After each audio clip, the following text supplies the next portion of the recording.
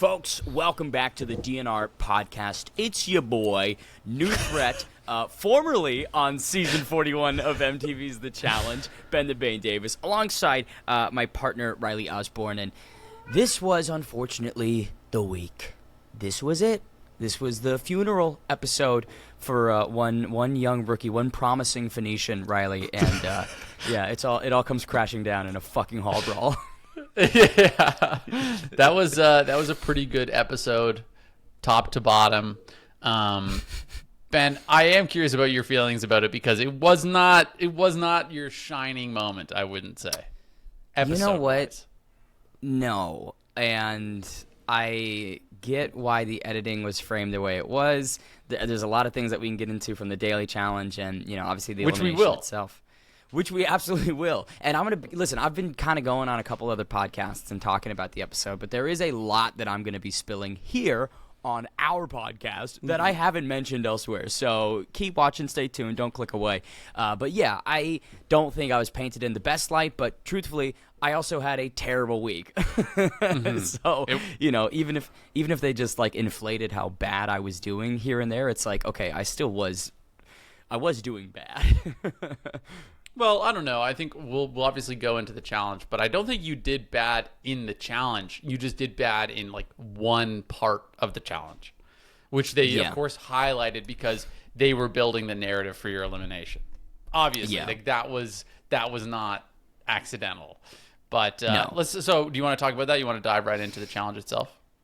No, let's go back to the selection and paint the picture. Okay. So after episode 4, Michaela and I win. I'm in first place, baby. So I get to select someone off the board. No one's been taken. All my options are in front of me.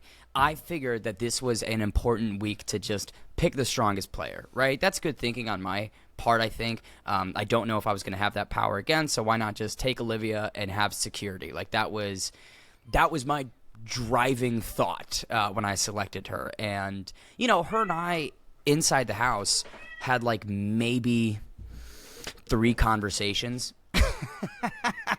before I had picked her. We did not speak that frequently. She was on a different floor. Her room was on a different floor. I don't know what schedules we were on, but they were just opposing schedules, I guess. When I'm in the kitchen, she's down by the pool. When I'm working out, she's, in bed. Like, I just never ran into her. But I figured, again, it doesn't matter that her and I don't have that much of a relationship. It doesn't matter that we both know that we're playing different games.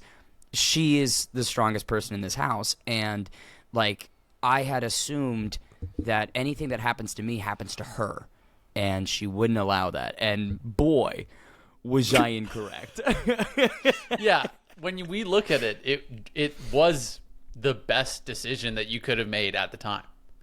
Yeah. Right? Like, that window of time, you're at the top, so you've kind of made yourself potentially a little bit of a target, or at least the gray man strategy is kind of out the window now that you've won an event. You've won one of the challenges. You're not a gray man anymore. So you're like, okay, well, let's secure this position in a positive light. How do I do that? I should align myself with one of the most influential people in the house. Like, everything makes sense. It's a very good game plan. Little do we know she decides, I'm cool with being a hangnail. Fuck it. Like, what was that, man? Being vulnerable is something I want. I want risk. It's crazy. And like we'll dive into it and debunk like the good, the bad, the ugly of it. But yeah, let's give the framework though, Ben. Let's give the framework of your partnership though. Like, how were the couple days that you guys were together? Because you said you only had a couple conversations beforehand, but now you're partners. Did you get any chance to kind of build rapport? Was it positive? How was your interaction with her, and so on? No. You didn't at all. It was non-existent. I think I recall like trying to chat with her a little bit, but Olivia was very much, I don't think she was really that interested in forming a connection when we were partners. And again, like that, I get it, and with Johnny out of the house, she is the likely next target for a good group of people, right? Okay, you've got one, kingpin gone. Let's take out the queen pin. I just, I not to jump too far ahead, but I thought that there would be some conflict in the mid section of her alliance, right? A journeyman, someone halfway up the ladder for Olivia. I didn't think that the heat would turn right to the top, but either way, yeah. So we didn't build much of a rapport. Didn't talk to her all that frequently, but ahead of the challenge, we had the critical conversations we needed to have, and that was about how we're going to operate together, what our communication was going to look like, our game plan, and I can say this: we worked together pretty well. I wouldn't say better than Michaela and I worked together. I wouldn't say better than maybe Naya and I had worked together. We worked together well, but I think I worked with her. We didn't work that well together. Yeah. I'm naming every partner I've had on the season, saying they weren't better. I don't know. We worked together well, but I do think that her and I had a little bit more dysfunction than I had with anyone else on this season as a partner. We're ahead of the daily challenge. We arrived to this field, and I'll say this: they didn't black out the windows on the buses for every challenge that they drove us to. It was weird. We get into those trash bags taped to all the windows, and then they hand us blindfolds, and they say you have to put these on for the next half hour before we get to the spot. And that was odd. I mean, I thought what was happening, and this was the speculation that everybody else had, was we're going to be going to a tower or some high building, and we're going to be doing something heights related, right? That's why they've blacked out the windows. That's why we're blindfolded, is because we're going to, take it off and we're 30,000 feet in the air or some shit, and we need to jump off it. That's what people were thinking. We didn't realize we'd be going to the middle of some random ass field, but that's what happened. And then that's what they did. And then we get off, and we all line up, and before we even get into this challenge with the poles and the digging and the fucking walking and the fucking field goal fucking kicking, there was the controversy of Cara Maria leaving. Now, unfortunately, her mom was in some critical condition, and she wanted to go attend to her family, which I absolutely support. Priorities come first, and the challenge is a game. It's fun. It's a reality TV show, but that's real life, and I get why she had to go. But Riley, that strands Leo. Leo doesn't have a partner. Whoa. Mm-hmm. What did you think was going to happen to Leo? I didn't even think about that. I'm not going to lie. I didn't even think about that. We all thought he was going to go home. Everybody's speculation was sorry, Leo, your teammate's gone, therefore you're gone. Which they've done before. They've done it in the past. Or they'd at least throw him into the fire. Right, instantly make him a hangnail, and then boom, he's on the chopping block. That was another thought that some people had, and I fuck with Leo, very nice, but we were playing opposite games, and so when I had heard the notion that maybe he'll just be right on the chopping block, it further reinforced to me yeah.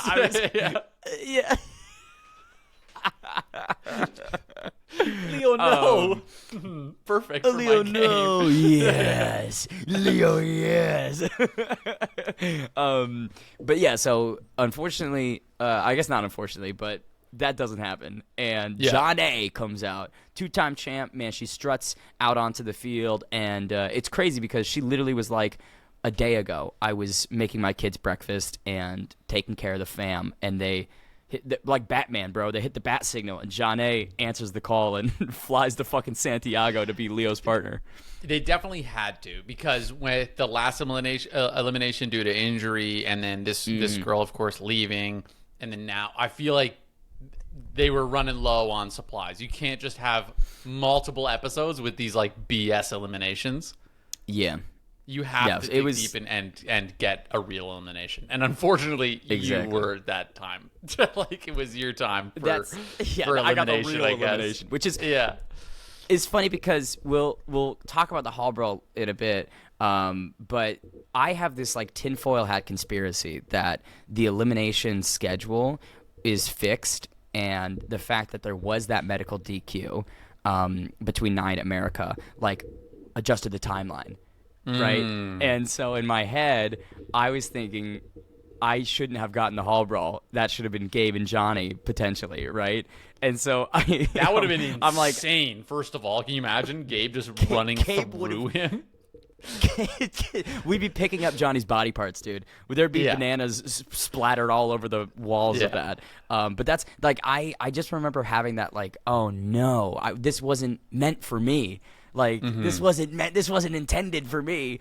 But okay, let's take it back to the daily challenge and talk about it. So the concept of it was, I can't even remember the fucking name, but you have to dig up 3 poles that are buried 5 feet deep and then transport them 500 meters across a pothole-ridden field where, like, you step in and you're literally shin deep in a hole and you could break your leg. Like, it's crazy. And then you have to reconstruct it as a field goal, fill it in with hundreds and hundreds of pounds of dirt, and then kick a field goal, and bada bing, bada boom, you are done. And I thought it was, I didn't think it was going to be as hard as it was.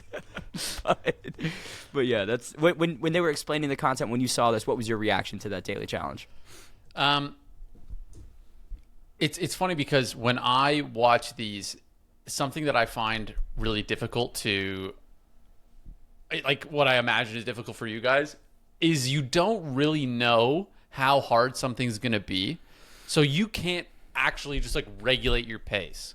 Like if you run a marathon, you're like, okay, I know if I hit my heart rate around, this number, I can hold this for this amount of time before I'll, hit the end zone where I'm really going to be depleted. Because you know how long the amount of work you have is. Whereas with these ones, it's like I feel like you guys start off super hot every time, and then an hour goes by and you're still there, but you've completely just depleted yourself because there's no way to know. You have no way. I mean, you don't know how heavy this pole is going to be. You don't know what covering that distance is going to feel like. You don't know how difficult the terrain's going to be to dig it and all that stuff. So that was what I was kind of thinking of, like, who is going to be able to kind of regulate their pace, kind of maintain that consistency over the course of it, because that's a grinder. Like that's like everyone would consider that like a grinder workout, which is really what it was. Like this was entirely physical. This one had not much strategy to it at all. No. Right. So puzzling. that's what I was thinking. Yeah. But you guys actually did really well, because I mean, if you had hit your field goal much earlier, like you were there for a long time, like way ahead of everybody else. So you actually did very well up until that point. Up until things fell apart, we were crushing it. Like, I remember some people before it had started were like, oh, this is going to take 15 minutes. And yeah, it did not. But like Olivia and I had a really educated approach, which was like digging on opposite sides and then like coming together in the middle. And they weren't heavy at all. Like the poles were made out of PVC. Yeah. I remember before the challenge had even started, I was like punching it just to see like what give, and I was like, how can I move this pole? Just rock the shit out of one of the poles. Yeah. They're like, what are you doing? I'm like, I just want to, because that would change things, right? If it's like a big wooden log and it's super heavy, then totally this different. could. Yeah. Oh, I don't think we would have been able to finish this challenge. Like, there's no shot that if it was a heavy ass pole, there's no shot we could have gotten that crossbar and thrown it over, because that really did. That anchored us and sandbagged and ate up some time. But no, we kicked things off. We're digging like motherfuckers and get these poles out. And they were a little bit tricky to get out, because it's not just it's 5 feet deep, but it's also on this like, metal inner thingy. So you got to get down there and like, you got to. Oh, I see like what you really mean. Yeah. Put you back into it. Yeah. And so, CT Olivia was and I. Just studding that thing. He was just like, give me a pole. Just launched it. Douche. Yeah. Just flicked it. And that's get out of there. like, flicks it up. No, but that's like Olivia and I were really struggling, because our strength, the physicality, that wasn't, I think, where her and I, our breads are buttered. And so we're having a little bit of a tricky time. But to your point, man, like we get all those poles over there and we are on pace to finish 3rd or 4th. Like, very few teams got all their poles over as quickly as we did, and then we construct them. And the thing was, you have to put the 2 in, and then you have to save the crossbar, because you need to fill in the little like surrounding area. And this is where everything really begins to collapse. It took forever. And Olivia and I maybe had about an hour and a half of just fill in the area around when you put the 2 poles in. That took forever. Yeah, which is funny, because you'd think that wouldn't take as long, but like shoveling this dirt, you take one shovelful and it'd be like a millimeter higher. You know what I mean? We needed to pack dirt so it's like 6 feet, a 6-foot mound of dirt, which just it was frustrating. Olivia and I started to bicker a little bit at each other, and I think that she was getting frustrated and tired of me, and I was annoyed, not really particularly at her, right? But I was just like, fuck, dude, this is another daily challenge that I don't think is up my alley. But then everybody learned the secret. Here's the meta. This was the cheat code that they didn't really show too much in the episode, I don't think. But there was a lot of rocks, bigger clumps of dirt down in those pits, and you could create like a little frame around the poles. And so you build a little frame, and then you shovel in the dirt, build a little frame, and you kind of like use the stones to speed up when it's filled and done. Because we ran into a lot of points where we would ask check. We'd be like, check, is that done? And I shit you not, they would like look at it and be like, there's a hole right there. You gotta fill that. And so they wanted it to be completely filled up, even if it was standing upright perfectly fine. There was a line on the poles, and so like let's say this is the pole, the line's like here, and so it didn't have to be like level. Like you didn't need the dirt on either side. You just needed to reach that. So everyone built mounds that look like this, right? And then you have the rocks all around it and whatnot. But that was what was frustrating, is because of the rocks and the stones, there were gaps and spaces, and so like 10 different times we called check for both of the poles combined, and they'd be like, you gotta fill that in, you gotta fill that in, and it was so demoralizing. Like I remember, because we're in the Chilean sun, the heat's beating down on us, and I'm just shoveling so much dirt, and at one point I'm getting like all the rocks in my shirt, like I'm fucking, I'm carrying all the rocks in my shirt to bring them over, and it was brutal. But finally, after a very long fucking time, we call check, and they say, all right, you're good. And so then we start to tackle the crossbar, which had its own problems because it's a big, awkward log, effectively. And, like, in order to throw it over those two poles, you needed to stand on the mound that you'd created, right? And the mound that we created was not very densely packed, and so Olivia first was on it, and then she just was like sinking, and she couldn't get it up, and so then we switched places. I'm on the mound, and I'm using the shovel, bro. I'm like punching the shovel up to like try and get the crossbar over, because what you see is there's and rope. How heavy is it? It's not so. It's not that it was heavy. Mainly, it was just awkward, and like the rope that was wrapped around it kept catching, because you see those little hooks on those poles. The rope kept catching on those hooks, and so we literally couldn't push it in. Like, it didn't slide in well. That's why I was using the shovel, because I was like, in order to get the rope to stop catching on the hook, you have to elevate and then push. And again, like, it's just awkward. And Olivia and I don't think we're complimenting each other all that well stylistically, and certainly she was getting fucking tired of me. Because why? Like, what is she bothered by? It was taking forever, and teams were passing us at really, quick intervals. So where are you guys kind of now? Like, you're saying she's getting a bit frustrated, but what's happening? Like, are other teams succeeding at this quite quickly? How are they doing? Like, what's it look like for them? Jake and Michaela finished very quickly. They wrapped this up kind of like how Jeremy did on that mountain, just head and shoulders above everybody else. And he worked construction, though, correct? Yeah, dude, he was in like plumbing for 10 years, and it's plumbing. Oh my, it's over. It's over. The dude's dug a million holes. Like, that guy has dug and filled 5 billion holes if he was a plumber. It literally, like, after the daily challenge, I was chatting with him, and he was like, yeah, Mike, did this fucking in my backyard yesterday. Yeah. One of these days, I'll do a Jake Cornish impression, and it'll actually sound like Jake. Yeah.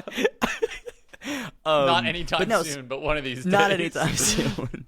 But so we finally get this fucking crossbar over, and we're still on pace for points. I don't know. Again, we started filling things in. We were on track for third or fourth. When we began attempting the field goals, I think it was like around 7 through 9 is where we could have come in.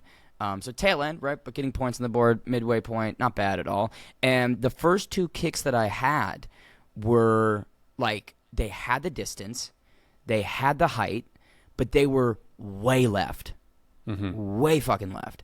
And so after those first 2 kicks, I think the exhaustion really caught up with me, and the next 3 or 4 kicks were just disgustingly bad. I'm talking like I kicked it and it didn't even go like 5 feet in the air. Like just, right in the dirt. Yeah. And they didn't show this. Which Will mentions that you were kicking the center of the ball instead of the bottom, and I think that's what he was talking about. Because you're kicking it straight. I'm not a football expert. Yeah, I didn't study footballs. I have one thing that I kind of noticed, and I want to know if this was accurate. In the edit, it makes it seem as though Olivia is standing there and just sending you to get the ball every time. Mm-hmm. She just goes, "Okay, no worries, go get it. Go get it. Is that what happened? Snatch it." So yes and no, right? Okay. After you kicked it, you'd be the one that went and ran and got it. But like her and I were alternating way more. Kicks? Yes. Her and I went combined. Like the edit makes it seem like it was just she one shot hero.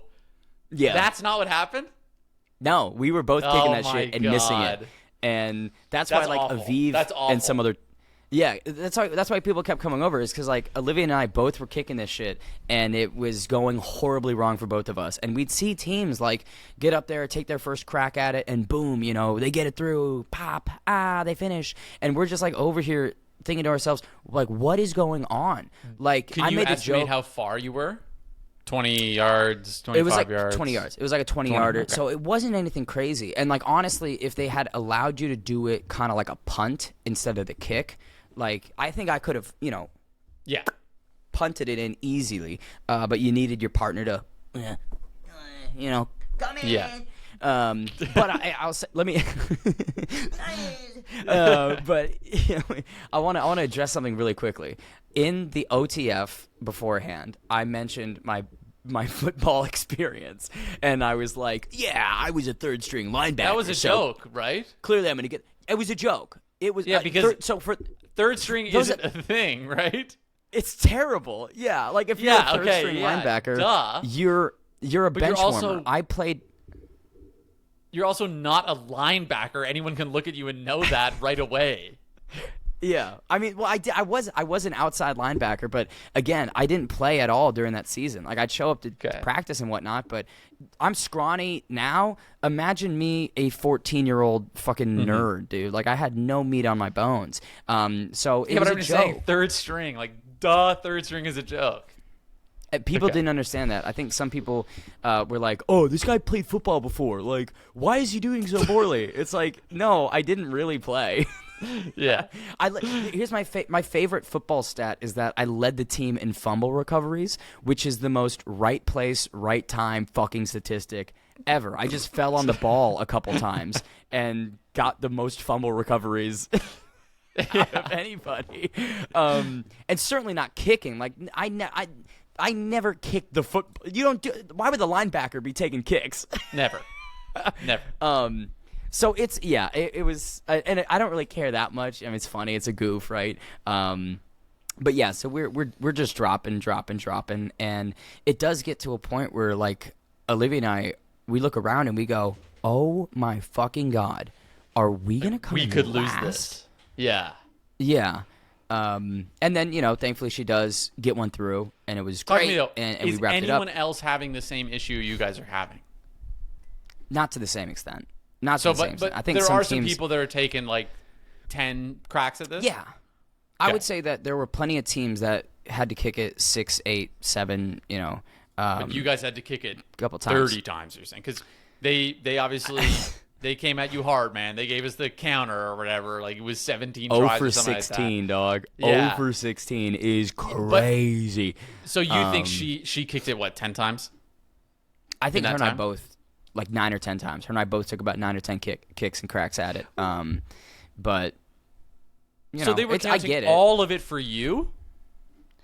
I think Yeah, I think so. Okay, or maybe I did go 0 for 16 and she went 0 for 9 or whatever. I don't know. I don't know I can't remember the exact number, but I do know that we were both kicking that shit quite frequently. And TJ was dogging me, bro. TJ was letting me have it. Well, while we were just failing over and over.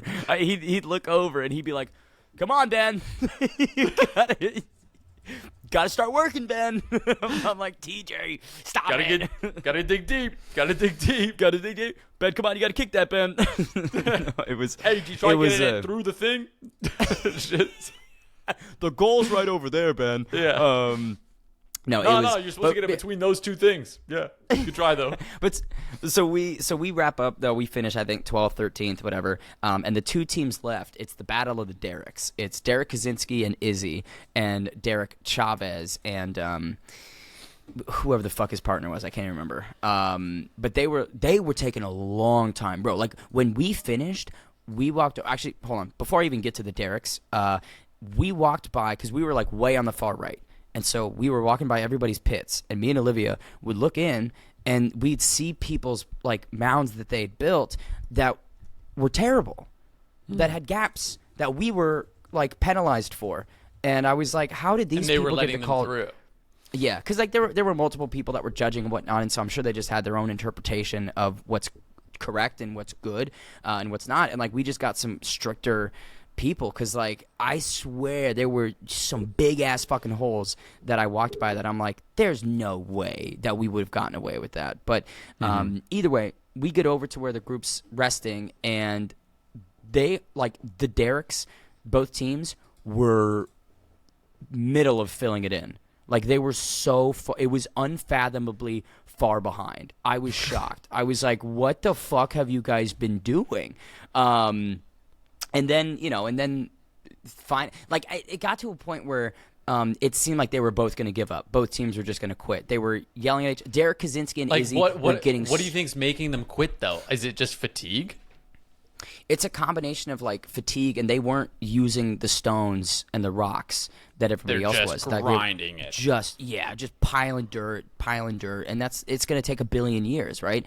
And the communication seemed to, like, have broken down between both teams. I was closer to Kaczynski and Izzy, and they were not happy with each other, right? But so finally they get the dirt filled in. Both teams struggle to get the crossbar in, but they do get it in, and then they take the kicks. But here's where Chavez fucked up royally. He forgot the football back at the starting point, right? You have to bring the football as well as the poles. And so he has to run 500 meters, pick it up, run 500 meters back. In that time, Kaczynski's taken like 2 or 3 kicks on this goal. And so he's like getting warmed up. Yeah, because let's say it's a kilometer, like you just said. I mean, I know you don't know what that is, but I'm just kidding. But yeah, so that's I'm just saying, like a good what you would expect a kilometer to be at that level of fatigue is at least 7 minutes. At least 7 minutes. That's putting them behind. Exactly. And fucking Derek Kaczynski he knows the kick placement and all that, right? So he's warmed up. He's ready to go. Chavez runs back over. It was very cinematic. Like, it came down to that one final kick. Kaczynski had a couple. Derek Chavez, he had one chance to get this fucking ball through the uprights and not come in last. And they both kick at, like, the exact same time. It was...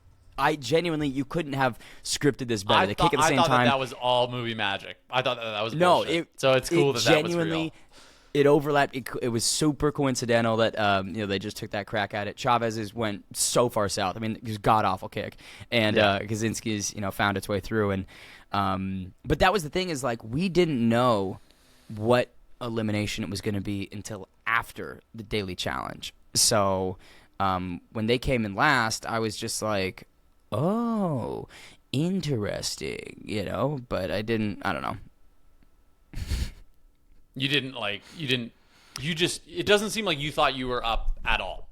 Like, it didn't seem like any part of you was like, I'm going to go against this guy. Like, you were just kind of like, all right, whatever. I don't really give a fuck. Like, this is fine. I was like, have you guys seen my partner? There's no chance something's going to happen to me this week. No chance. Meanwhile, I'm with Olivia. I would love to be the hangnail. But yeah, so then TJ says it's a guy's day. Chavez, you're going into the sand. So you guys didn't even know it was a guy's day? No clue until after the daily challenge. And that I mean, who knows? Maybe that was intentional because of John A coming in. They wanted to like preserve the elimination structure until after she'd done it. Who knows, man? But like, yeah. So we learn afterwards it's a guy's almost day. Definitely, but yeah. And even still, I'm confident as fuck. Like, walking back to the buses, boarding everything, going back to the house, I was like, yeah, man, that sucks for you, Derek.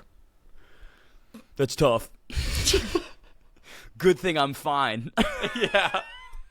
Because additionally... Dude, I'd hate to be in your position right now.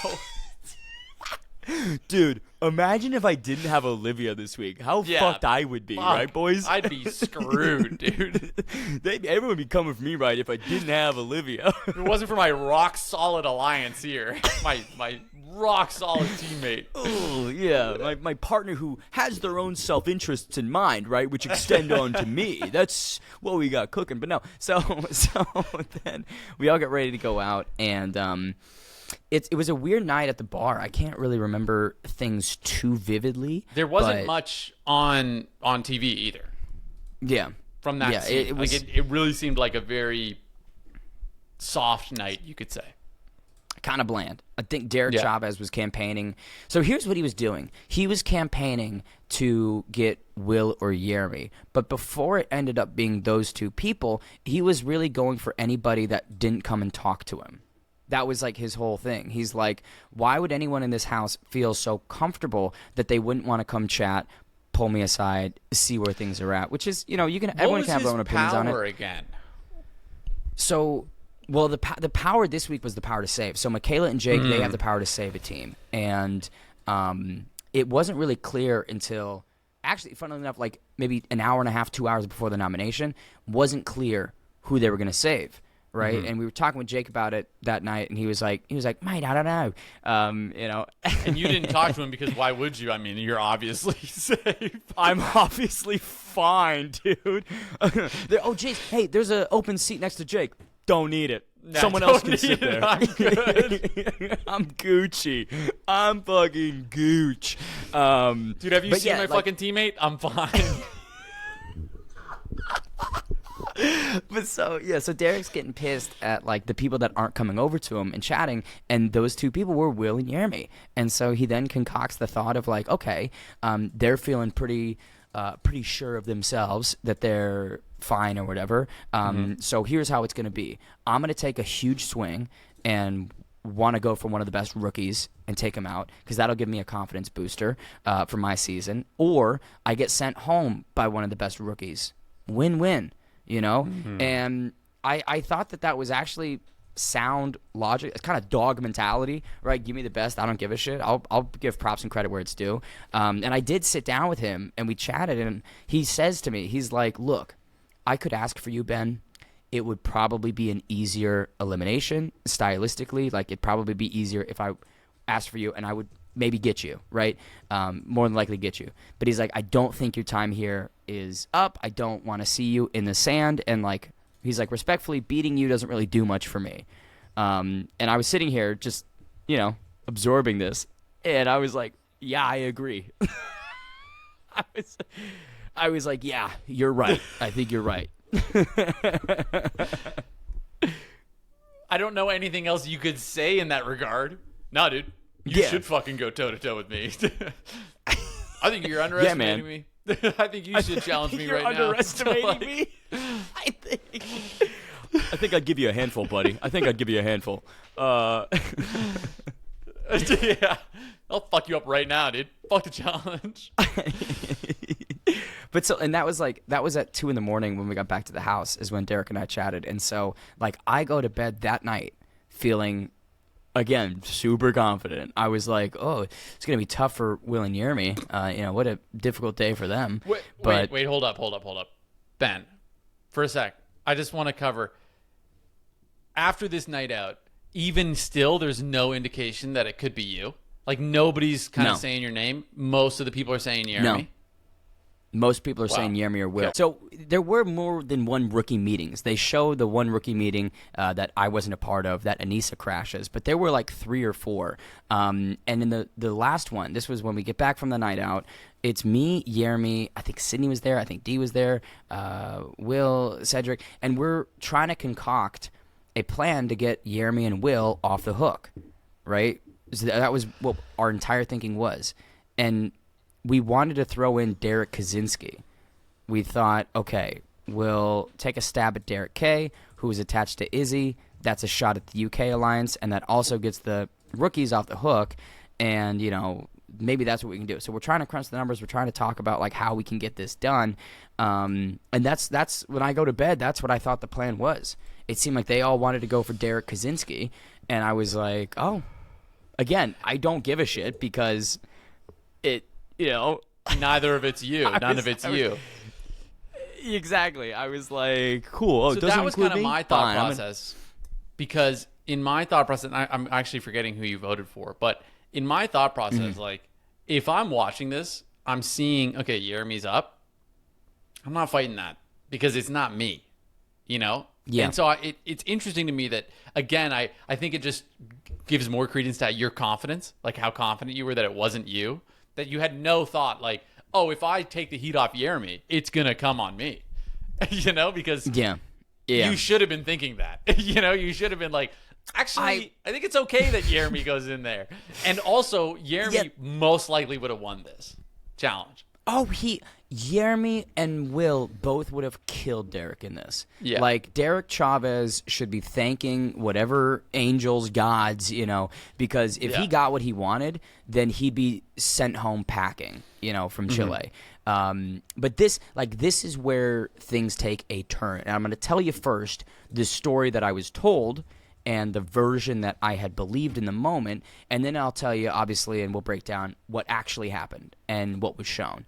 So while we're concocting this tale to get Derek Kaczynski thrown in, Ashley is losing her fucking mind. She's crying. She's making a whole, you know, a boo-hoo. She's making a boo-hoo about her. And I love Ashley, but my God, these are some alligator tears because in order for her to be impacted, there were so many what-ifs that needed to play out, right? If Yermi goes in, if Yermi gets sent home, if you as the hangnail then get voted in, and then if you go home. There's so much that has to take place for this to, like, really, truly, you know, be bad. And for her to, like, go from 0 to 100 in the tears and the pity party and getting everybody to make her feel better, it was 100% strategic. Like, that was her pulling on the heartstrings, I think, emotionally manipulating motherfuckers to try and, you know, preserve herself. Smart, you know, but cheap move. Yeah. And what I was told is that Olivia was, this is what Olivia said, this is what a couple other people said in the morning. They were like, oh, Olivia was comforting her. She was trying to console Ashley. And she had said something along the lines of like, look, you know, even if Yermi goes in, he could come back. And even if he doesn't, you'd be a hangnail. Like, that's not the worst thing ever. You know, I wouldn't mind being a hangnail. It's not a death sentence in this, like, oh, it was Olivia trying to comfort her, and then it was really misconstrued and twisted. And obviously, Riley, that wasn't the fucking case. Yeah, when I watch it, it was she's so aggro. Yeah. Like, all the time. And even if she's not trying to make it seem that way, that's how it feels. Like, the way she communicates it's this very, like, I don't care, I'll be the hangnail. But that's how it comes across. 100% that's how it comes across. And you can see everybody sitting around interpreting it that way. Every person sitting around there is like, oh, okay. Like, okay, sick. Like, you don't mind? It then? Yeah. Wow, that makes that way easier than we were thinking it was going to be. Thanks, Olivia. Like, you really cleared this up for us. That's really kind of you, actually. We were having a lot of trouble here figuring this out. This is going to be a complicated mess tomorrow, but you made things easier. No, and until now. And her literal exact quote is she's like, my partner Ben, I don't give a fuck. Yeah, I don't care. I don't mind. And I don't know what tough. Set her. That was tough. It's but okay. here's the thing. I was very frustrated in the moment because everything that I had believed about, me selecting her and this team was dashed away, right? And so I was frustrated because I was like, fuck. But it really was just a product of me being, I think, stupid. Like you said, there were a lot of things I should have been thinking about. There were a lot of things I should have been doing. And the nomination day... I get it, though. day... You're high. Like, you just won. You're kind of up. Like, the relationships are going well. You've got this great... So you thought this great teammate. Like, I would be confident, too. It's almost like I didn't... Like, look, Olivia's a great teammate. She's a great competitor. But it wasn't even about that. It was more so like, you're dominating the season. You're untouchable at the moment. And even if, like, there was risk on me, because that affects you, it's in your best interest for this week to protect me. That was my whole thinking. I was like, I've got a shield here. Even if she doesn't want to be one, that's why I kind of selected her, because I was like, I know we're on completely opposite sides of this at the moment, but for right now, you have to protect me because it's going to impact you if some shit goes down. And it gave me an opportunity to kind of work on the relationship with her, which, like I said, didn't really happen because we didn't really chat all that much. Did you have time to kind of communicate that to her? Like that, hey, like, this is my thinking right now, and this is why I think that you should kind of work with me a little? No. No? I was just in there, bro. Like, let's get after it. Let's get Cindy, bro. Yeah. Oh my God. No, I hate that video so much. It's so bad, dude. It's so bad. No, I thought it was like just understood almost. Like there's going to be an inherent, she gets it, I get it. Let's just get through what we got to get through this week, and then who knows in the future. But yeah, no, I just don't know what sent her off that night to be so aggro, right? Like why was she so intensified about like, I don't give a shit. Fucking who cares about Ben? Fuck him, right? Like I don't know what. I don't. Maybe it was shown, maybe I'm forgetting it, but I'm just like, what the fuck caused her to be so like, I'm going to draw the line in the sand, and that's that. Now, I will say this. Here's the other side of the coin. It was an intelligent move because I think Olivia understood that Jeremy or Will going in there against Derek would be bad, right? Derek's a huge number for her, and those are not stylistic matchups that favor Derek. But Ben going in, way easier task on paper. And if she has that self-confidence, depending on what it is, but it's like totally, I get it, and if she has the self-confidence that, okay, I'm so secure in this game, I'm killing it socially, politically, even if I am the hangnail, no one's going to be able to throw me in, right? That I think was her mentality, is like, look, even if I'm in a vulnerable spot, y'all can't take advantage of it because I'm fucking pulling the strings on this season, which is a smart move. It's a checkmate that I didn't see fucking coming because I had that assumption of like, no, you're going to want to protect yourself by protecting me. But she almost was like, no, I'm going to do the opposite. I'm going to hurt you because it doesn't affect me whatsoever. Yeah. And after seeing it through that lens and thinking of it in that way, it makes it clearer why she did what she did, because so many people were confused. But after I thought of it that way, I was like, yeah, I mean, that's ballsy, that's risky as fuck, but I guess that makes sense in some way. Yeah, I don't think that that's gonna work out for her. But who knows, right? Like that is a really, again, like that's a bold move for very limited benefit. Yeah, because we're not even at the midway point of the game, right? And so to stake yourself in the fire like that is odd. But again, that shows the value that she has for Chavez in her alliance and in this game, right? She's willing to do something like that early for someone like him. So, ride or die for your homies. I guess Olivia certified in that manner. Now I want to talk about the nomination day, because after your boy wakes up from his princess slumber, he still has no idea what is going to happen. Like I'm in my dude. So they didn't show this at all in the season. But every single day I had this white robe that I stole from the hotel that they kept us sequestered at. It was like a Hilton robe. I stole it. Yeah. And I would wear it every fucking day. Kind of like X Series 9. No, I left it in Chile. I was like, I'm not bringing it home. But like I'm walking around the morning of that nomination in my robe, drinking coffee, just fucking. I was like, so dude, like today's a lamb a beautiful to the day. slaughter. Like you just got no fucking idea what's coming. Yeah, top of the morning, fellas. How'd we all sleep? You guys have a good rest? You know, I was like, but so I start hearing a couple things, and I got a little bit concerned after I chatted with Jeremy and Will, and I pulled up and I was like, hey, so where are we at with throwing Kaczynski in? And they were like, we're not doing that anymore. Oh my god! They were like, the so plans have ominous. changed. Yeah. Something has come up, and that's no longer what we're going to be doing. Actually, we've been reconsidering that. Yeah. But they didn't tell me. But do they tell you at this time? No. They don't tell me that it's me. They just ask you if you've ever been to Europe?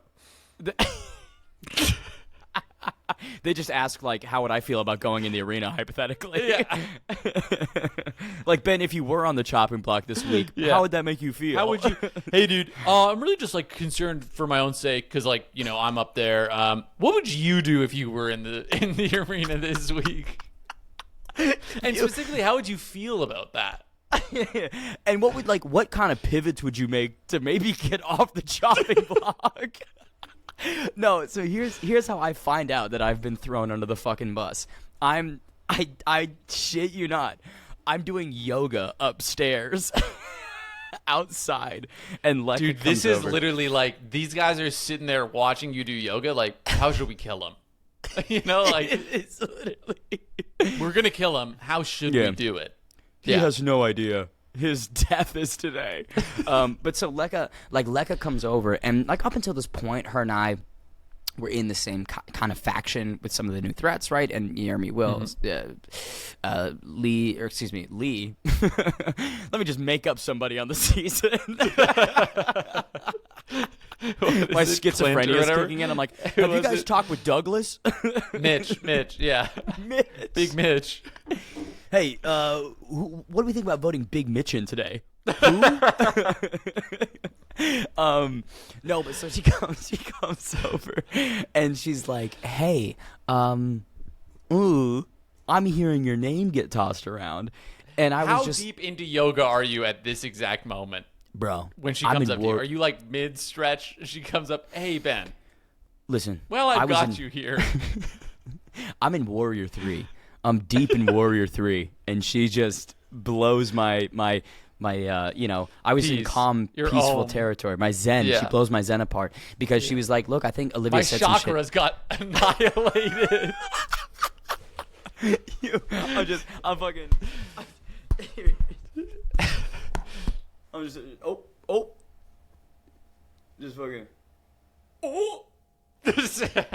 That was a lot of effort for a shitty bit. So she tells me Olivia has maybe said some things, and you should go talk to people. Like, actually, you need to start doing the rounds, buddy. And I was like, oh shit. So you should maybe stop doing fucking yoga right now. Like. I deserve to get thrown in by being so carefree. I deserve to get some egg on the face for being so, turned off. But yeah, I go down there, and the first person I try to find is fucking Olivia. And so her and I sit on the couch, and they filmed this conversation. I don't think they showed it though. But she literally, I asked her, I was like, okay, so I'm hearing some things. What happened? And she goes, gives me the story of I'm trying to comfort Ashley, and I misspoke, and I said this, and I intended it one way, but everyone's taken it another. You this that morning? Yeah. She fucked you, bro. Oh yeah. She absolutely fucked me. And again, lying directly to my face. About the tone and the context and whatnot. But I told her, I was like, look, okay, well, that throws me under the bus, considerably. But look, we've got time before nomination. Oops, we've made it. We can do this. We can get through this. Yeah, and that was when I think it clicked with her that, okay, what you've said last night when you're feeling, all tough, it's now becoming a reality. And I don't think you like the reality as much as you did last night talking about it. But so I start, making the rounds a little bit, chat. I have like an hour-long conversation with Jeremy, who, granted, probably not the person I should have spent a ton of time talking to. I love him, but it's like there were more important chats I needed to have. But, and also, he knows who he's throwing under the bus, if not you, and it's himself. Yes, and listen, Jeremy and I. That was one of my boys in there. That was my dog, my top dog. And we were both frustrated that we'd been worked into this corner where it's him or me. And, it was like, when you're on the board. So you're almost venting to each other instead of actually we were bitching a little bit. Yeah. Which is kind of funny, we're both like, fuck, we've been caught with our pants down. But I did have a couple conversations with people that were important, and then there were a couple conversations I didn't have that I wish I could redo. So I sit down with Anissa. Me and Olivia chat with Anissa twice. The first time it's me and Olivia, and we're just like, look, where the fuck is your head at? Because you're rooming with Michaela and Nani and Aviv and Ashley, but you keep flip-flopping and you're not really reliable this season, and we just don't know what the fuck is going on with you. And that's when Anissa is like, oh, I want to play with like the people that I'm closest to, and that's Olivia. She's my closest friend, and I don't think those girls have my interests in mind or are playing by the same playbook, so I think I'll convert back over to Olivia, right? Flip-flopping again, which is hilarious. But so we had that conversation and then chat with her again afterwards, and she was basically, for all intents and purposes, saying, yeah, voting Jeremy, I'm in with, I'm good for, no problems whatsoever. And so, I'm counting her, right? Boom, no worries. And then I chatted with Leroy very, very briefly before the nomination. And Leroy basically was like, he's like, how do you see this playing out? He's like, what are you thinking? And I said to him, it's going to be close, but I should be fine. Like, Derek's run the numbers, Olivia's run the numbers, I'm running the numbers. It's going to be tight, but I think I should be okay. And he was like, okay, bet. And then he voted for me.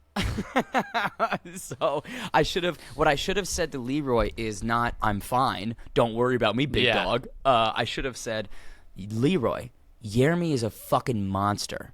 This guy's a beast. Do you really want him in the house? Do you want this wolf in the chicken coop?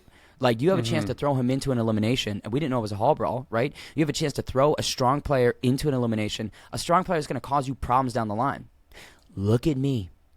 I can be burnt anytime, Leroy, right? I can be burnt anytime. So just possum him a little bit, right? Like, play keep me on the board. Like, dude, you can smoke me any day, but this dude's going to be a real challenge. Exactly. That would have been a great play. That's what I should have fucking done. I should have done that with everybody. I should have been like, look, why would you? You're only burning me because that's the weak, easy choice.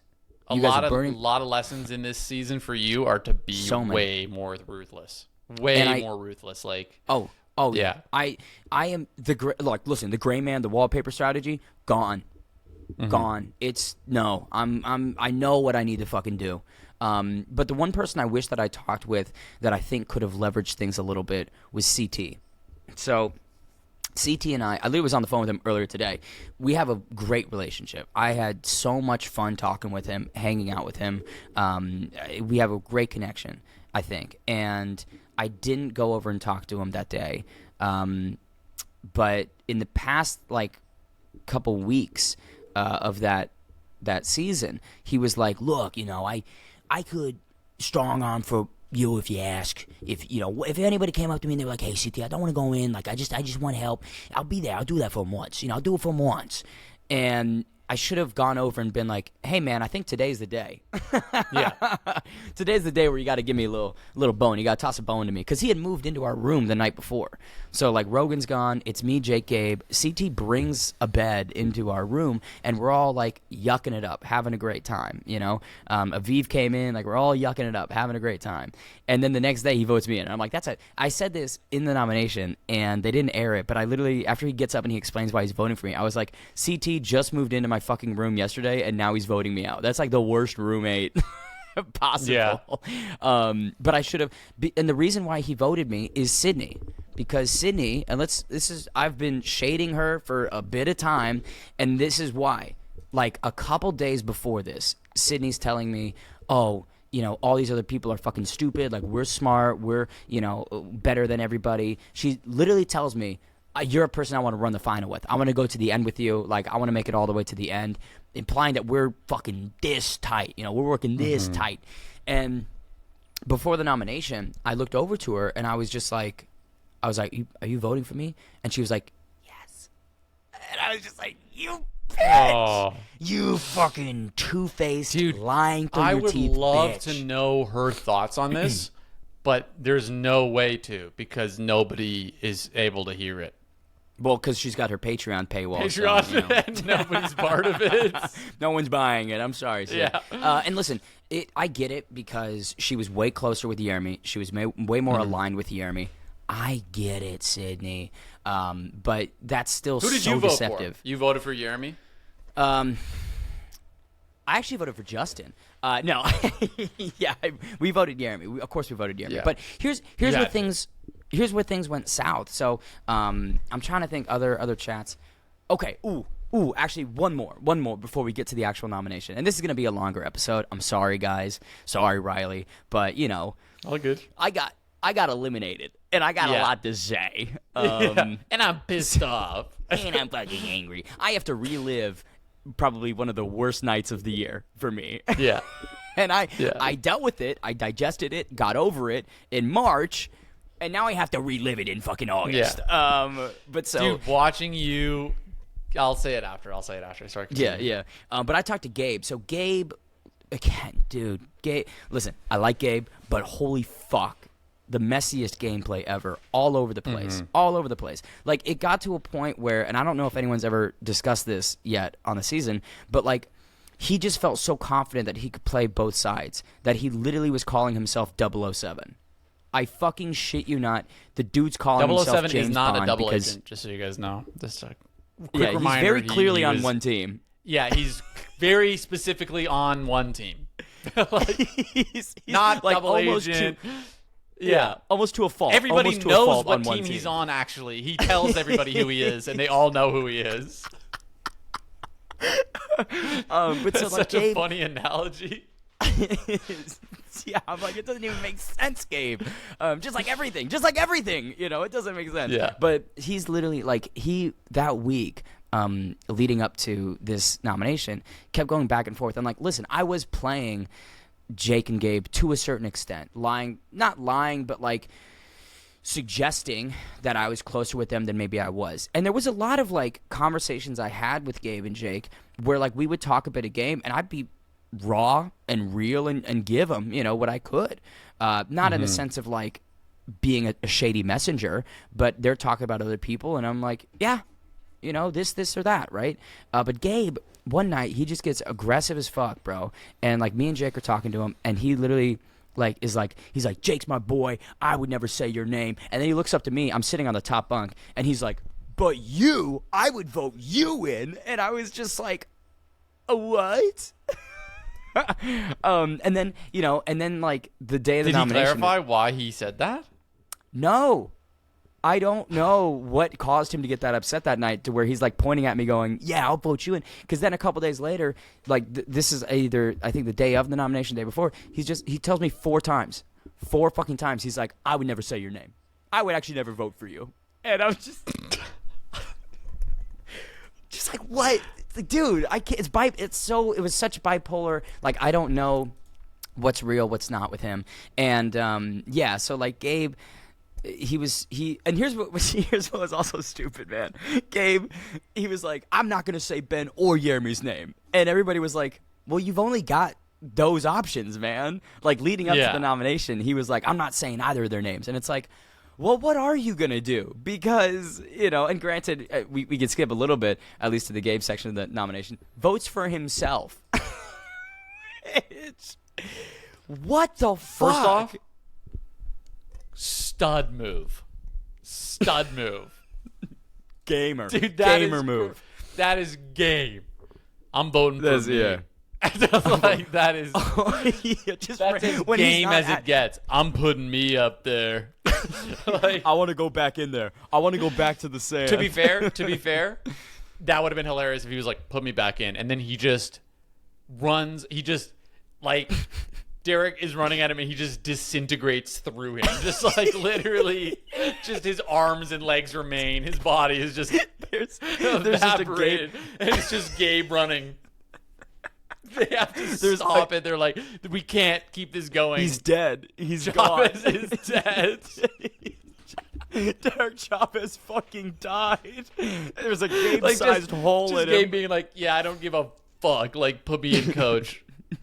Which, like, bro, he was on the practice squad for the Jacksonville Jaguars. Like, if Gabe went in there against anybody that season, they would have died. Even Theo would have gotten cooked, bro. Gabe is a monster. But yeah, like, so he votes for himself, and everybody is just like, okay, cool. And then we get back to reality. But yeah, okay. One more before we get to the nomination. Nani comes down, and this is like that whole room, bro. Ashley's room. They all concocted this plan of like, yeah, let's vote Ben because Ben isn't a priority enough for us, and obviously we want Ashley in, so Jeremy becomes the priority that week. But Aviv came down and she apologized, and she was like, "Look, I'm doing this for these reasons." And I'm sorry. I wish that the context was different this week. I don't want to vote you in, but Ashley Ashley's my number one. Therefore, Jeremy is just above you this week. And she literally Aviv was literally like, look, if you want to have a vendetta after this, if we vote you in and you come back and you want to go at us, you'd be justified too. She was like, I would get it.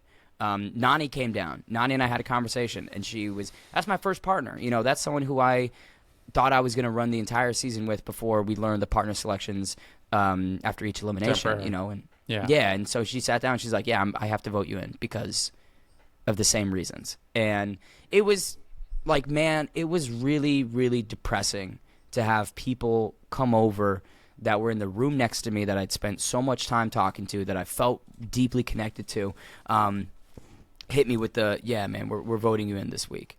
And I get their reasons. It's not that I'm saying the reasons aren't justified. I understand Ashley is more of a priority, therefore Jeremy is. But it just, yeah, man, it hurts a bit, right, to hear that from a lot of people. And so I found myself needing to swim with the UK alliance because the people that I'd been running with instantly turned and were like, yeah, we're going to protect Jeremy and Ashley over you. And I was like, fuck, man. It's like I started talking to It does suck that like this elimination was very much so between, like you're saying, at least the way it looks for us, between two guys that were allied. Like you and Jeremy were somewhat allied throughout the show. So yeah, they did a great job at kind of detonating that alliance. That is a great play, you know, fundamentally. That being said, obviously it sucked for you guys, but it was intelligent. Were you feeling a little defeated because of that going into it?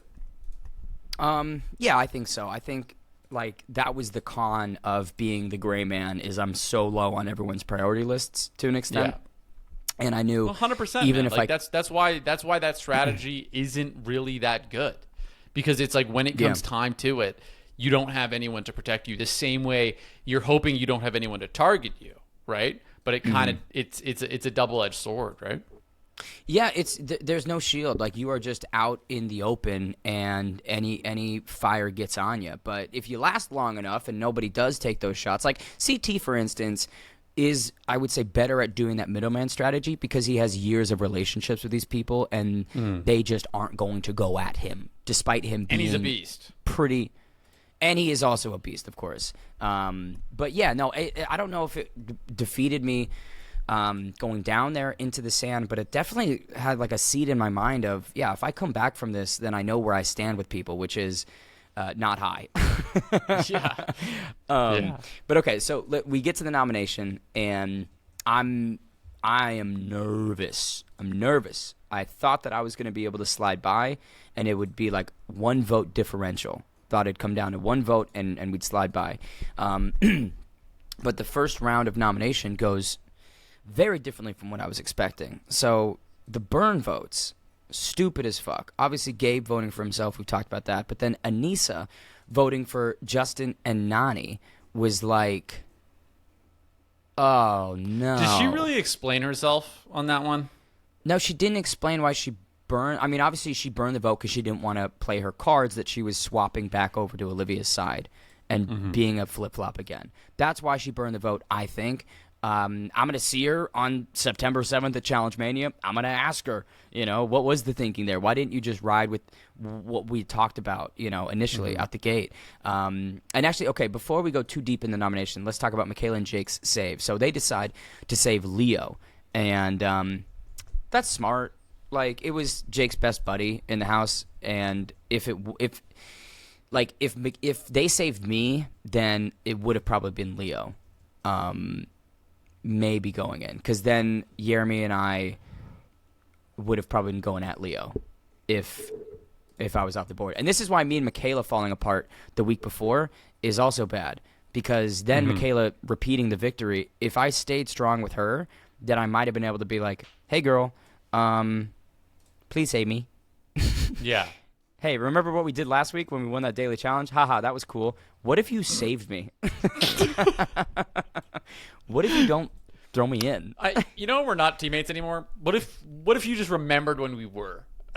Yeah. What if you got a little nostalgic right now and saved me? Think about the Sudoku, Yeah. Think about all the good times. Yeah, her and I had a squabble. Let me to remind the audience a little. I think that the changing of partners every time means there's no loyalty to the partners at all. No, just totally changes the dynamic of like partnership in the show. It really does. Because it really then boils down to like just who you're in the alliances with, which there were multiple little pockets and spots and whatnot. And Michaela, obviously in the confessionals, way more descriptive on where she was at, but it was a little tricky to tell inside the house where she had kind of leaned. I figured she was closer and leaning on the banana side. I just didn't know how much, right? So I don't know. I had burnt that bridge a bit with Michaela. Wasn't going to get saved. Jake, obviously, I voted for him to go in against Rogan. So I was like, yeah, he's not going to do me any favors, which is something that him and I talked about. We were working out in the gym before the nomination, and it wasn't like an explicit, like, fuck you, I'm getting you back. Yeah. He's just like, he was like, mate, don't need to save you. I'm going to save my buddy. I'm going to save Leo. And I was like, yeah, that's I get that, Yeah. But yeah, so we go down the line, and a lot of people in the front half are voting for me. Those 2 burn votes, weird. But I still was like, okay, maybe we'll get there. Then Leroy stands up, votes me too, and I was just like, oh, yeah, that conversation, I should have had a different approach with that 10 minutes ago. Oops. And then so wild how literally it came down to 1 vote. Any of those votes are different, and you're not in there. If Anissa had just stuck to what Olivia and I had talked to her about and what I had talked to her about afterwards, and done Jeremy off the rip, 1 vote, and then boom, Jeremy kills Derek Chavez, comes back to the house, shit sweet. But nope, we tie. First tie of the season. And obviously TJ, right, the logical thing is, okay, well now you can only pick between Ben and Jeremy. And so Anissa instantly, no hesitation, votes Jeremy. And then Gabe decides to take a vow of silence during the fucking nomination and just has his hands folded, and he's just After promising I'm not going to say your name, after having this whole stance of I'm not going to say Jeremy or Ben's name, then when it boils down to it, he just goes, I'm going to say nothing.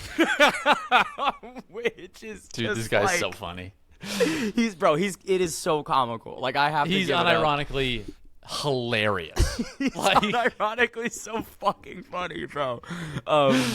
And this, like, okay, not to segue and continue on about Gabe, but he's talked about this publicly, how he was like, yeah, me and Adrienne had a thing, and, then I was flirting with Blue. Have you seen any of this online about Gabe?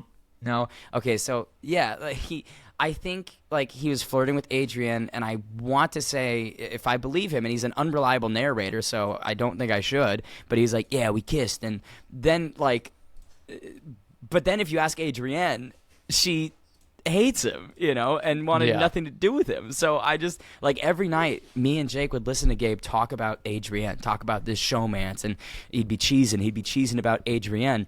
And in my head, I'm like, I don't think there is one. I don't think they showed even a second of it, if there was. I was like, I think you're. It's like, you know, in that scene with the Joker, where he like imagines a girlfriend for 6 months. Yeah. Okay. Yeah. I think it's kind of a little bit like that. But so either way, we get back to the nomination. Lekka then decides to take the charge on their team, and because she's more connected to Jeremy, she goes, well, "Yeah, I got to vote for Ben." And it's funny because like Lekka, the first one to come over and be like, "Hey, your name's floating around. By the way, I'm voting for you." Yeah. I'm saying it. Hey, your name's floating around. It's saying me. It. It's me. Yeah. No. I'm the one spreading this Ben propaganda. Dude, somebody's saying your name. Me. But yeah, so then we roll back through, and the burn votes, they pick a side. But unfortunately, it ties again. It ties again, twice in a row. Unprecedented. I don't know how often votes in the House have come down to 2 rounds of ties. I don't think it happens that frequently. But they took a 15-minute break. We were all sitting on our fucking tree stumps, and TJ and the production team were talking. Were you allowed to talk to each other in this 15 minutes? I think we were allowed to, but I was like in such nervous wreck anxiety mode that I literally was just like, I had my head, so like Olivia, let's say Olivia's back is right here. I just had my fucking head on it, and I was just like, yeah, I was just really stressed, not doing good. And so they come back over, and you know, I want to ask before we get to what happened, what did you think they were gonna do after the 2 ties? Did you have like maybe they'll do this thought? Yeah, I thought they would flip a coin. Really? It made sense. Yeah, I was like, they'll just flip a coin for it. Yeah, that's not what anyone thought. Everybody, everybody thought that. Oh, they'll bring Derek Chavez down, and he'll get to select who he goes against. Out of you interesting. Two. So you're thinking it's me for sure? No, I was thinking I'm fine. I thought like Derek's gonna come down here, and he's gonna be, hey, Jeremy. Jeremy? That's crazy, Ben. What? That's what he was saying. No, he's not gonna pick Jeremy. No. Literally, the entirety of the night out, the entirety of the morning. I know, Chavez, but I promise you, Chavez still would have picked you. I don't know, man. I don't think he would have picked me. Because, again, that's a shot at Olivia, too. And it's like Derek wouldn't do that. Trying to save himself, though, man. It would Jeremy's be interesting. a menace, bro. But toe-to-toe that's exactly against what that Derek guy wanted. would be... Yeah? Damn. Okay. Derek wanted the smoke, dude. Derek wanted the smoke. I think Derek's... Yeah. Listen, people have a lot... When did they tell you guys we're flipping this coin? After that little 15-minute break, TJ rolls over, and he's like, all right, I have a coin. And they definitely thought of that on the spot. Oh yeah, it was guaranteed. Dude, somebody from production named like Steve or Scott. They just pulled a coin out, gave it to TJ, and he was like, "Yep, this is what we're doing." And so I was tails, Jeremy was heads, and they flipped the coin. And it was tails. Like some people were thinking, oh, there was some movie magic. It was a fake trick coin toss. Nope, Michaela got up. Other people got up. They went over and looked at it, and they were like, oh, that is tails. And then what sucks even more is because you have to redo this type of shot so many times with the drones and with the other camera angles, right? And so every time TJ flipped that fucking coin, it was tails. I don't think – listen, I'm not saying it was a weighted coin. I'm just saying it was a very bad luck coin for Ben, I think. Yeah. And, it was meant to be. My fate was cosmically determined by that fucking coin, and the coin did not let off every time we reshot that. But we're going in. We're going into the trenches, baby. The fire is encapsulating us, Riley. And, like, as we get up and leave this nomination, like, I'm feeling a lot of emotions, but I'll tell you one thing. Gabe was fucking sobbing. Gabe, that you were going in? Yeah, he came over to me. 10 minutes and later, he's like, 10 minutes before, he's like, I'll vote for you. I'll fucking vote for you right now. 10 minutes before? Weeping uncontrollably. I'm going to let you get hit by a bus. And then losing his mind. I don't care if you died. Yeah. And so like he's grabbed me in a hug, and he's like crying. And I should have pushed him off and been like, what the fuck are you doing? Like, if anyone should be saved upset, me a fucking minute ago, you idiot. Yeah, don't cry about this now. You wanted this to happen. Like, you allowed this to happen. Don't fucking cry about this now. If anyone should be crying, it's me. I cried a ton this season. They didn't show it. I was sobbing a lot. I could have cried. But but the cameras weren't on, so I was like, I'm not going to make a scene or whatever. I just kept telling him, I was like, I'm coming back. Yeah. I'm going to win this. I'm gonna go in there and I'm gonna do so good. I'm gonna win this. And like, tell me though, genuinely, how are you feeling? You're going toe to toe against Derek. You know, you mentioned briefly that of all the guys that you want to go up against, you think it'd be him. But in this moment, like, you've had a taxing day, you know, you've had a lot of emotional distress because it was so close. Like, it wasn't like you really didn't have any preparation. Like, I'm going in, I kind of know I'm going in. Like, it was kind of very last minute. So talk to me about what's your mindset like? Because, you know, it's funny, we talked about this before you went on the show, and you were kind of at peace with like, yeah, I doubt I'm gonna win.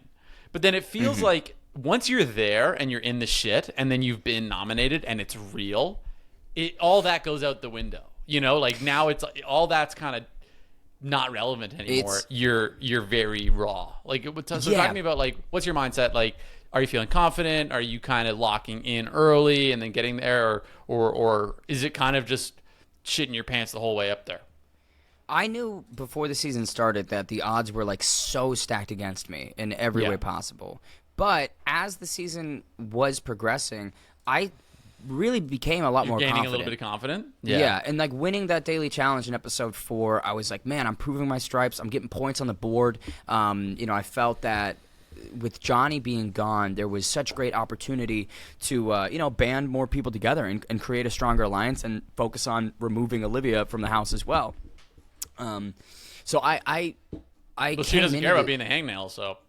Right. Biggest, most unexpected thing. The wrench in the plans. But no, like, after the coin comes down and it's revealed I'm going in, I was just disappointed. I think I was really disappointed in the fashion, like you mentioned.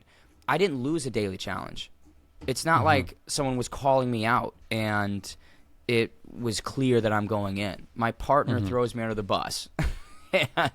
And I have that abrupt pivot of I'm fine into I'm really not. My safety in this game is gone. So disappointed, nervous, scared. Like it's like you know what it is? It was like a fight.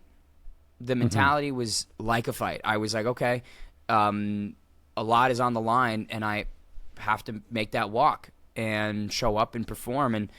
And granted, I only had a couple hours notice to try and lock into that mindset, but that's how I literally was shadowboxing. I fucking I was bouncing. I was like, yeah, fucking hey, because I was like, this, I'll just, it's gonna be a brawl, whatever it is, it's gonna be a fight. But yeah, disappointed, I think, was the main.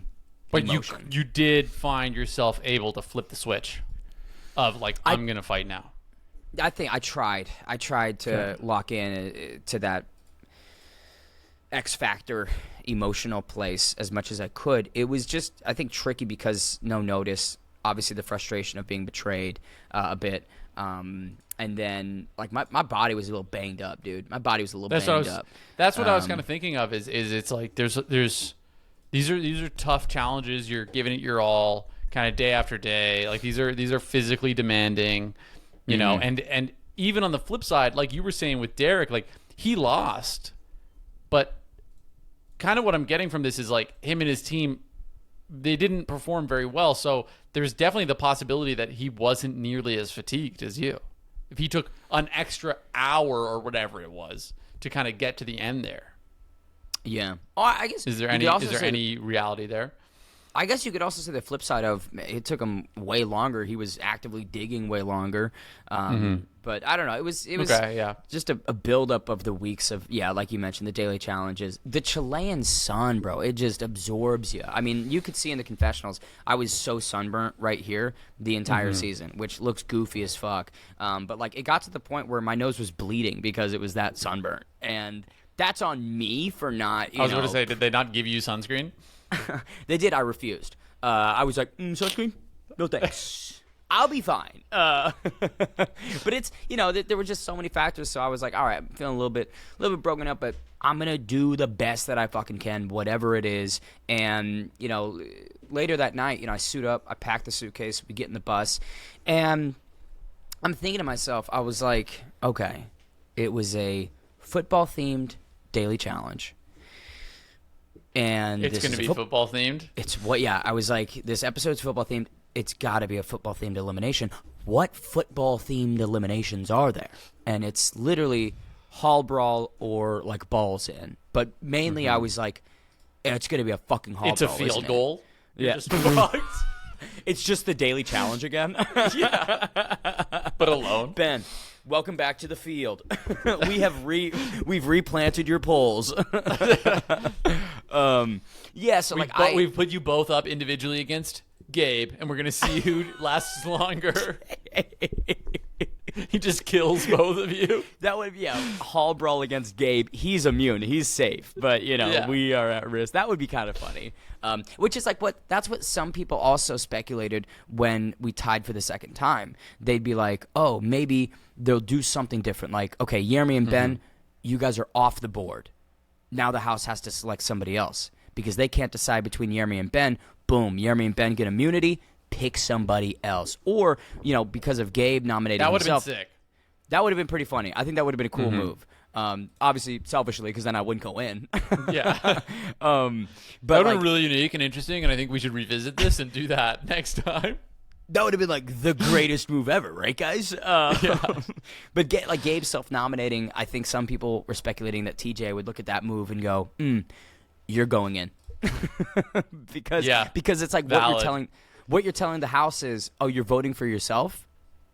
What? Also, it would have been funny if, like, after he self-nominated, everybody just flipped and voted Gabe. That would have been kind of funny if he stands up and he's like, I don't want to pick, so I'm voting me. And everyone in the house is like, we can do that too. Sick. Yeah. Yeah. Oh, that's a great point. Good job, Gabe. You're up. Yeah, you're up again. But okay, so we're on the bus, man. I'm thinking it's a hall brawl. And we get there. We unload. We're all waiting outside the arena. And Derek is like, I can't really speak to what his mentality was, but he didn't really seem pumped up, right? There was nerves from both of us. I was, I was absolutely anxious, but I was like, both of us seem kind of pretty nervous. We go in and we film kind of the intro. We see it's a hall brawl. Derek gets more excited. Derek sees the hall brawl and he's more pumped up. He's won a hall brawl before on Rivals 2. I think he's also won another hall brawl on another season. So it's like he's got experience in this exact same elimination. He's undefeated in hall brawls. So yeah, he starts getting pumped up, and TJ is like, Derek, you lost today's daily challenge. That's why you're here in the sand. Ben, why are you here? What happened, man? And I literally I'm kind of sad they didn't show this, but I start by saying, I was like, well, your coin flip fucked me, TJ, so that's how I've ended up here. Is that what you said? That's exactly what I said. I was like, your coin flip fucked me. And he's like, well, that was Steve's coin, so it wasn't really my fault. And then, I said something about like, all right, look, I think I was collateral damage, and a errant move by Olivia has led us down this path, and is what it is. You can't really do much else about it except try and operate with what you can, right? So okay, but let's get into it, man. Like, you're in there. You each get a ball, correct? So yeah, and then you're aiming for that other thing. When I watched the first run, first things first, I thought 2 was short. I thought that was short. I thought that was unnecessarily short. Like, make it 5. Like best 3 out of 5, or yeah. Yeah, at least. Let's do it best 20 3 out of times. 5. Well, I think best 3 out of 5 would have been solid. At least that gives you a much bigger window. 2 was really fast. Yeah. And so when I saw you two, your first run, the first one you kind of bypassed each other. You don't brawl at all. It was really a sprint, but it looked like you got your bell run. The first round, because it looks like he kind of shoulders you. You're trying to slip past him, and he clips your head. Am I correct or no? I couldn't keep my chin off the center line, as we would say in combat sports. I ate what's weird is, like, you don't really see it that well. I eat a knee in that first round, right to the fucking head. as I'm trying to get by him. And that's what I'm saying. You definitely got your bell rung. It was an impactful strike. I won't say that I was like hurt or stunned or anything, but like I was that like we had the mouthpieces in that one. Feel that on the mouthpiece, right? But Gabe had told me beforehand. Again, Gabe being the ultimate flip-flopper, Mr. He comes over to give me advice after voting me in. He's like, look, the lower man wins in these Oklahoma drills. Like, you just have to get lower than your opponent, and you'll be able to leverage him into the sand, and like that. You just got to get low. I went too low. I went way too really fucking low. So I just got squished. So the better move would have been like staying more upright, and as he's lowering his shoulder, just fucking. Let him go by me. Play a little alley. You're the shorter man too, so you were kind of already lower than him. Yeah, again, no excuses, but he's probably 6 foot, 6'1". He had 20 pounds on me. It was a tough. Like again, I would have picked if I could have picked. It would have been him, but in a hall brawl setting, like on paper, he's a couple weight classes above me. But yeah, so first one, get the bell rung. But I was like, okay, it was close-ish. Like not like I was, a turtle in there. But we don't start round 2 for a while because Derek's elbow breaks the plexiglass pane, and so production calls a timeout, and they're unscrewing the fucking plexiglass and putting a new one in. So me and Derek are just sitting in this circular just hall looking brawl at each other 20 minutes. Yeah, I remember, dude. Okay, so I wasn't defeated after the first one, but I was just I was like, fuck, this is gonna be really hard. Tough. Yeah, this is a little bit worse than I was expecting. I don't think that first round went how I wanted it, and now I have to win 2 in a row in order to stay here. Like, that's tough. So I literally, we were standing there, and I was just like, I just shook his hand. I just want to shake his hand. I just want to shake his hand. I just want to shake your hand. I just want to shake your hand. But I literally told him, I was like, man, it's kind of like a hate crime that they put us in here, a gay dude and a bisexual guy. I was like, it's kind of discrimination that we got to go against each other. I was like, I think we should protest. But were you feeling kind of defeated after that first round went down? Are you kind of in your head, you're a little bit defeated already? Because the second round, you guys clashed for a second longer. You're it looked like you were trying to hold him. Like you're trying to I got to stop him. Maybe I can win the battle. And once he slipped past you, you had to. He was already moving, and then you're like, "Fuck, he's past me." And it seemed like you only got a couple steps, and he'd already done it. So because that's kind of how it felt on your end. I also tripped after the second round collision and the grappling. I was trying to hold him down. I was gonna try and fucking drag his ass back from where he came. I could tell you were more like, if I can fight him. Then I'll get an advantage there, but it just didn't work. He slipped past you. It slipped past me, and with the collision, because he sits me on my ass, he lowers the shoulder, brings the boom on me, and I kind of I ate that shit. And because he was on top and he had better positioning, there was not much I could do to try and hold on to him as he's stepping on my stomach and knees going everywhere. It was tricky, and so then he gets up, goes by, and I have to get up and turn and reset, grab the ball, try and run, and then my dumbass fucking can't keep my feet beneath me, slip and fall, and then, I hear him. Here's what they cut from the episode. I think he was ahead of you anyways, though, fall or not. Yeah. Yeah, no, well, I get it. That was a good performance from Derek Chavez. Yeah, he's a quick motherfucker, and I just didn't expect him to be able to, drop the shoulder on me like that. You know what I mean? I thought I was I'll be able to have some answers here, but nope. And they cut it from. He had to scream, "I am him," both times. When you throw the ball in, you then scream, "I am him," inside the hall brawl. So kind of glad I lost because I didn't have to say that stupid shit.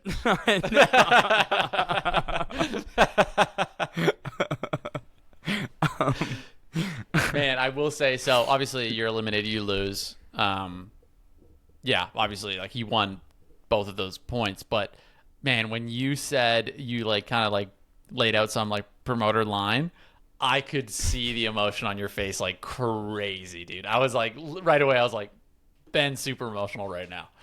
So were you emotional when you got like you're eliminated? What's the emotions there? I think that disappointment just became intensified. I think that for me, it was really annoying to not perform in a physical elimination because of the combat sports background. I'm like, I probably should have done a lot fucking better there.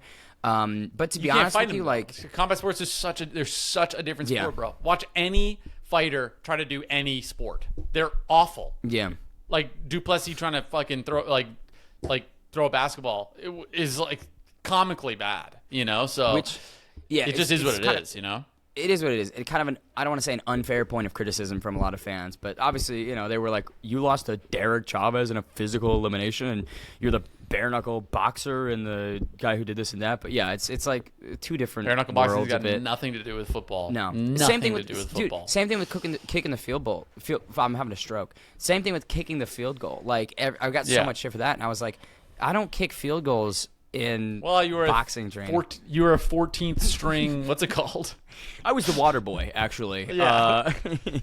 But no, like that has nothing to do with anything.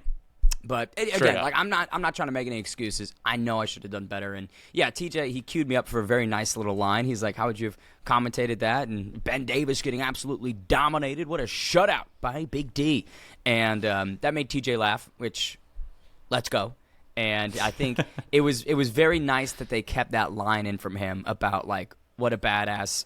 I really hope we see you in the future, because again, he doesn't. I at least didn't see it much this season, and you don't see it much in other seasons where he'll say that. So I was like, that means a lot. I appreciate that from TJ. And I remember he made a joke, dude. So after I lose, I come out, I didn't throw my helmet, but I sort of just like popped it off through the mouth guard, and he said something about. He was laughing. He was like, "Oh man, I was cracking up because I overheard you saying that you were a third string linebacker." And and I was like, TJ, maybe if I was a second string linebacker, I could have gotten through with the W here tonight. But unfortunate. So he was, coolest host in the world. And look, Derek did what he had to do. I know people are disliking him a bit this season, but it doesn't get more, raw than that, winning a hall brawl. So he wins. Olivia gets what she fucking wants, which is being the hangnail, and we'll see if that impacts her. You talked a bit of smack about, oh, I don't give a shit, I don't care, what are these girls gonna do, they can't even touch me. Well, now we get to see the consequences of it, right? And I guess in some way, shape, or form, right, the whole focus after Johnny was gone was maybe going to Olivia. And I put Olivia in a very vulnerable, risky position. So technically, I think I was the MVP. In a way, I came out on top. in a way, I win. All right, Ben, do you have any final thoughts, any final points you want to give out? Keep in mind, we still have many episodes to go, so... Yes, we will keep the programming alive as the season progresses, and like Riley and I have touched on, maybe we'll expand outside. Maybe you'll see the DNR podcast take on some new life and some other TV shows, right? But no, like I have felt so, I would say, welcomed and really like appreciated by the challenge community. I know that me coming on the show was a huge curveball to a lot of people. Like, who is this guy? Where does he? Why does he belong on this? But I just gave everything I could to prove that the average Joe in the Olympics could, get bronze, Yeah.